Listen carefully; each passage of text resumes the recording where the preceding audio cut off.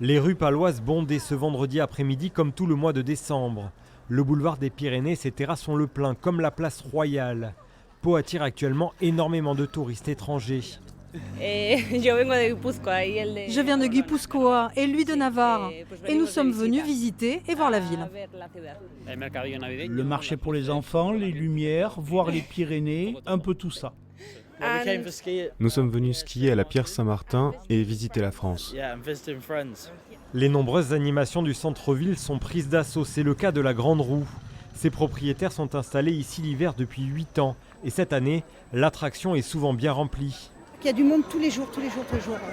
Voilà, c'est la queue tous les jours. Plus les années passent, plus on a du monde. Les week-ends, les premiers week-ends ont été très très gros et très forts parce que on a eu énormément d'Espagnols. Donc les semaines ont été un peu plus calmes, mais on a eu quand même du monde.